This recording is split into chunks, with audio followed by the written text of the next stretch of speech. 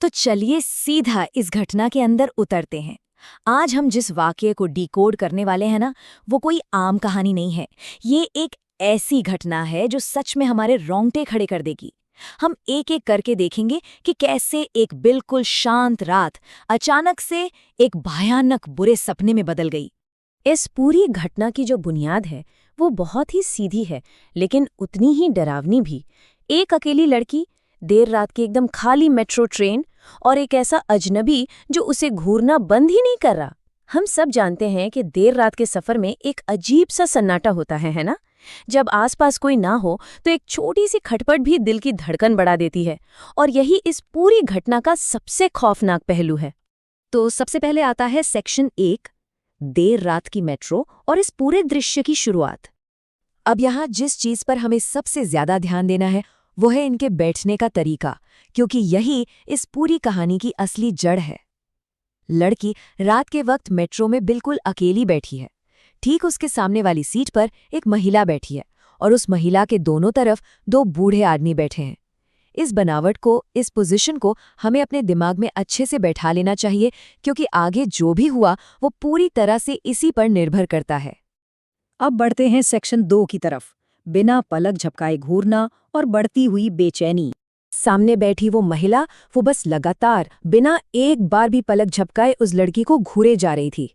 लड़की ने कई बार असहज होकर अपनी नजरें चुराने की कोशिश की, कभी इधर देखा कभी उधर देखा, लेकिन जब भी उसकी नजर वापस उस महिला पे जाती तो वो देखती कि उसकी निगाहें 1 सेकंड के लिए भी वहां से नहीं हटी थी।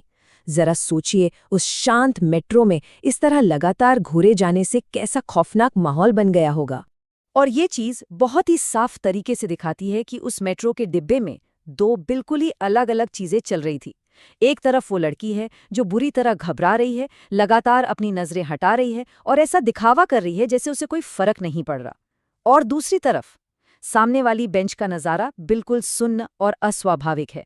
वो महिला बिना पलक झपकाए घूर रही है और उसके अगल बगल बैठे दोनों आदमियों ने एक बार भी, जी हाँ, एक बार भी उस लड़की की तरफ नहीं देखा।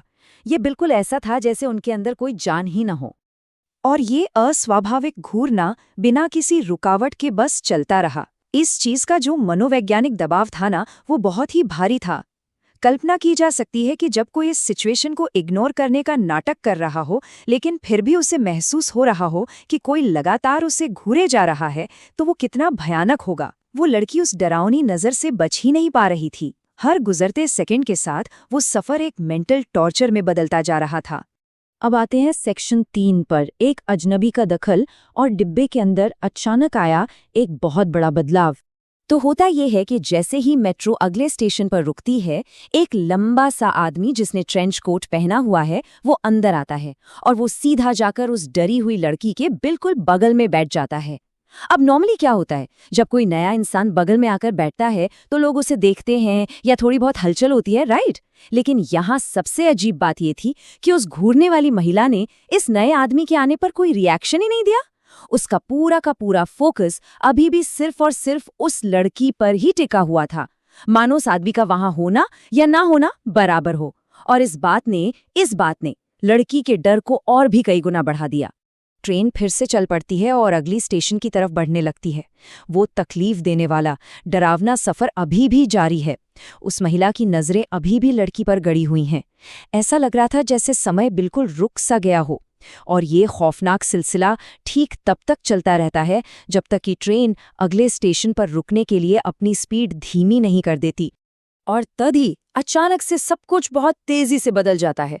ट्रेंच कोट वाला आदमी अपनी सीट से उठता है, वो एकदम से लड़की का हाथ बहुत जोर से पकड़ लेता है और जैसे ही ट्रेन के दरवाजे खुलते हैं, वो बिना एक भी सेकंड बर्बाद किए उस लड़की को पूरी ताकत से खींचकर ट्रेन से बाहर प्लेटफॉर्म पर निकाल लेता है।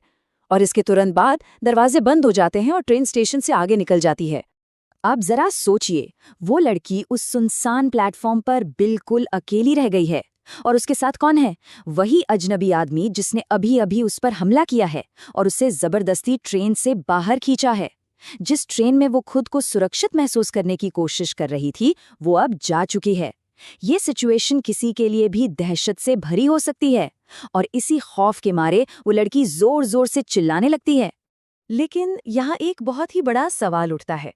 आखिर इस बिल्कुल अनजान आदमी ने उसे उस ट्रेन से इस तरह जबरदस्ती बाहर क्यों खींचा? तो अब हम पहुंचते हैं सेक्शन 4 पर, डरावना सच और असली सच्चाई का खुलासा।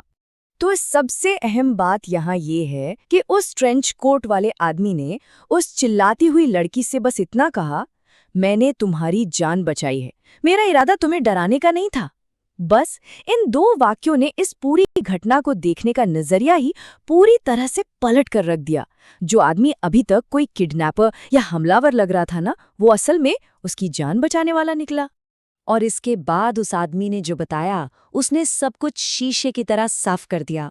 जो महिला ट्रेन में उस लड़की के ठीक सामने बैठी हुई थी, वो असल में मर चुकी थी। जी हाँ, आपने बिल्कुल सही सुना, वो महिला जिंदा नहीं थी।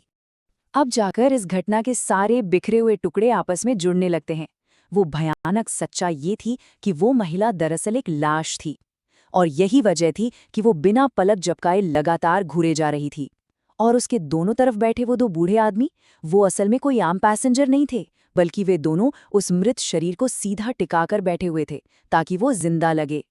इसीलिए उन्होंने एक बार भी उस लड़की की तरफ नहीं देखा, क्योंकि उनका पूरा का पूरा ध्यान सिर्फ उस लाश को संभालने और किसी का भी ध्यान अपनी ओर ना खींचने पर लगा हुआ था।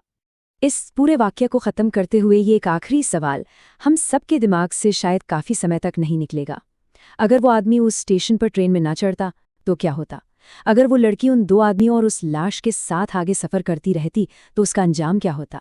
सच में ये घटना हमें याद दिलाती है कि जब भी आसपास का माहौल थोड़ा सा भी अजीब या अस्वाभाविक लगी तो अपने अंदर की आवाज़ पर भरोसा करना कितना ज़्यादा ज़रूरी है। और इसी डरावने लेकिन अहम विचार के साथ हम आज की अपनी ये चर्चा यहीं समाप्त करते हैं।